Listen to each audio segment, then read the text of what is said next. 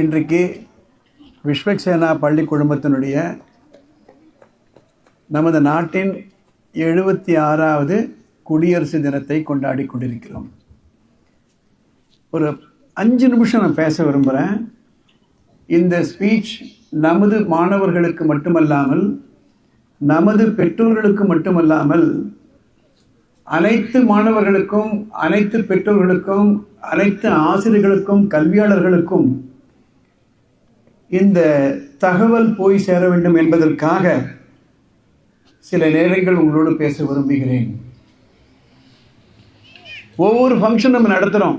காந்தி ஜெயந்தி நடத்துகிறோம், தீபாவளி கொண்டாடுறோம், ரம்ஜான் கொண்டாடுறோம், கிறிஸ்மஸ் கொண்டாடுறோம், இண்டிபெண்டன்ஸ் டே, ரிப்பப்ளிக் டே, பள்ளி விழாக்கள் கொண்டாடுறோம். இதெல்லாம் அர்த்தம் என்ன? இதெல்லாம் சடங்குகள் தானா?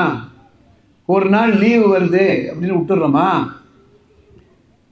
முக்கியமாக இண்டிபெண்டன்ஸ் டே, ரிப்பப்ளிக் டே, இந்த ரெண்டனுடைய சிக்னிஃபிகன்ஸ் நம்ம புரிஞ்சுக்கணும். எதற்காக கொண்டாடுகிறோம்? மாணவர்களே, நான் சொல்லக்கூடிய இந்த சில நிமிடங்களை உங்கள் மனதை செலுத்தி கேளுங்க. இந்தியா சுதந்திரம் அடைந்ததுன்னு தெரியும். சுதந்திரம் அடைந்ததற்கு முன்னாடி என்ன நடந்தது உங்களுக்கு தெரியுமா? தெரிந்து கொள்ளுங்கள் மாணவர்களே, ஆசிரியர்களே, பெற்றோர்களே. நமது இந்தியாவினுடைய வரலாறு அனைத்து மாணவர்களும் படிக்க வேண்டும். சும்மா வந்துள்ள சுதந்திரம்.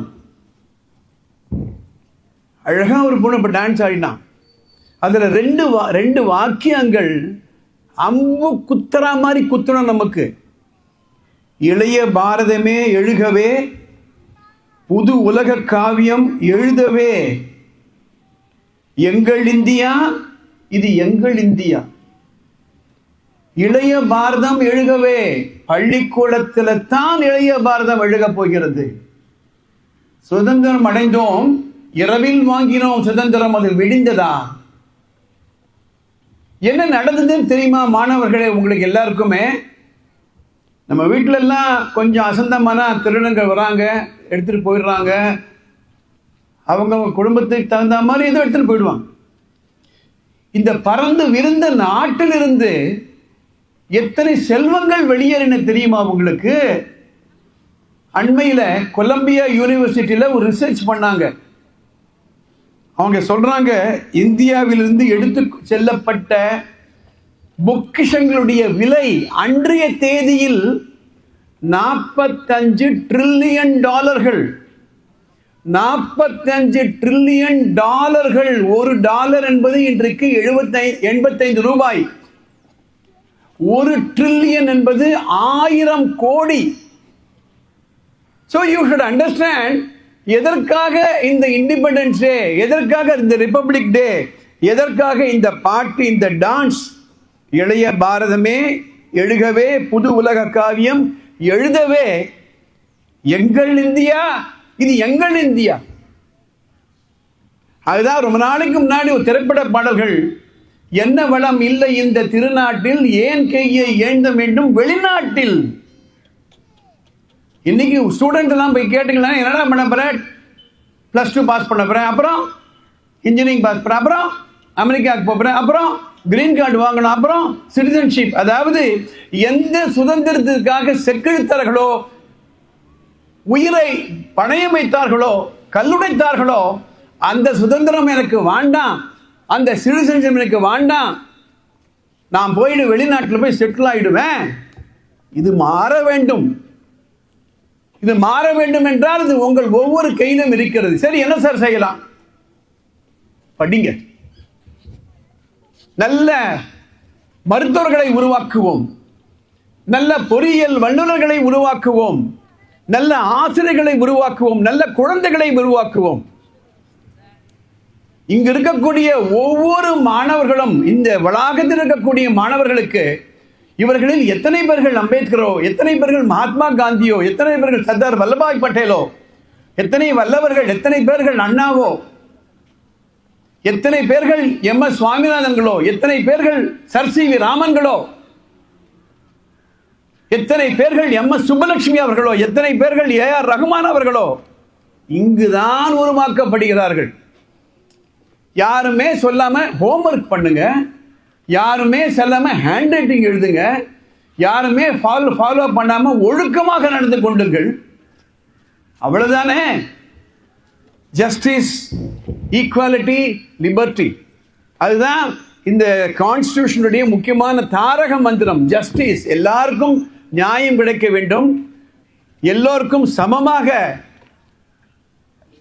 நடத்தப்பட வேண்டும், எல்லோருக்கும் லிபர்ட்டி, சுதந்திரம் இருக்க வேண்டும் என்றால் அதற்கு ஒரே ஒரு விஷயம்தான் உங்களுக்கு கை கொடுக்கும். அதுதான் உங்களுடைய படிப்பு. படிப்பு இல்லையே no justice, no equality, no liberty, no fraternity, nothing. அதற்காகத்தான் இன்று நாம் இன்று கூடியிருக்கிறோம்.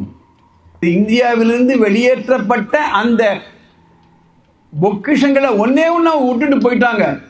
அது எடுத்துட்டு போக முடியல. அதுதான் நமது கலாச்சாரம், அதுதான் நமது மாணவர்கள், அதுதான் இந்தியன் என்ற சொல்ல ஒரு இருமாப்பு. அதை எடுத்துட்டு போக முடியல. ஒரு நாட்டிலிருந்து இவ்வளவு கொள்ளையடிக்கப்பட்டால் அந்த நாடு அழிந்துவிடும். ஏன் அழியாமல் இன்றைக்கு இருக்கிறது இந்த நாடு என்றால் அது இந்திய மக்கள்.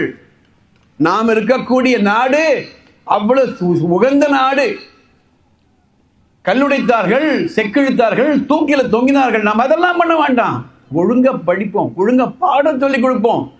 பெற்றோர்களே, நல்ல குழந்தைகளை உருவாக்குங்கள். மாவுக்கேற்ற பணியாரம் என்று சொல்வார்கள். அது போன்றுதான் நல்ல மாணவர்களை நாம் உருவாக்குவோம். அந்த நல்ல மாணவர்கள் நாளைக்கு நல்ல பொறியாளர்களாகவும், நல்ல நெறியாளர்களாகவும், நல்ல மருத்துவர்களாகவும், நல்ல ஆசிரியர்களாகவும், நல்ல தலைவராக உருவாக்கி இந்த உலகத்திற்கே வழிகாட்டும் இந்தியா. எனவே இந்த நன்னாளில் இன்றைக்கு நாம் ஒரு சூழலை கொள்ள வேண்டும். We will be a true Indian. We will be a citizen. We will be responsible Indians. நேற்றைக்கு கூட மாணவர்கள் பேசிட்டு இருந்தேன். தப்பு பண்ணாதீங்க, சட்டத்தை மதிங்க. 18 வயசுக்கு முன்னால மோட்டார் பைக்கை ஓட்டாதீங்க. எப்ப பாரு இதுல போட்டு நோண்டிக்கிட்டு இருக்காதீங்க. கஷ்டப்பட்டு உங்க அப்பா அம்மா பணம் கொடுத்து பள்ளிக்கூடங்களை பணம் ஃபீஸ் கட்டுறாங்க. அதை நினைத்துக் கொள்ளுங்கள். நம்ம எல்லாருக்குமே ஒரே ஒரு goal, to make this India the best. இதை நடத்தி காட்டி நாடு இருக்கிறதா? இருக்கிறது. ஜப்பான் 1945 காலங்களில் அழித்து விட்டார்கள் ஜப்பானை. நாம இன்னைக்கு சொல்லக்கூடிய அந்த சூழலை அவர்கள் எடுத்தார்கள். எந்த நாடு அவர்கள் மீது அணுகுண்டை வீசியதோ அந்த நாட்டில் டெக்னாலஜி பாம்பை போய் போட்டாங்க. நல்ல பொருட்களை கொண்டு வந்தார்கள். நல்ல ஃப்ரிட்ஜ், நல்ல டிவி, நல்ல மோட்டார் பைக், நல்ல கார். ஜப்பானீஸ் அன்று உகிண்டு எழுந்தது ஜப்பான். அது போன்று அடுத்த 5 ஆண்டுகளில் சொல்கிறார்கள், இந்தியா உலகத்தில் இருக்கக்கூடிய அனைத்து நாடுகளை விட அதிகமான ஜிடிபி நோக்கி நாம் நகர்ந்து கொண்டிருக்கிறோம் என்று. எனவே இன்றைய 76வது ரிப்பப்ளிக் டே அன்றைக்கு சூழலையோடு வீட்டுக்கு போக. Wish all the best for the happy republic day.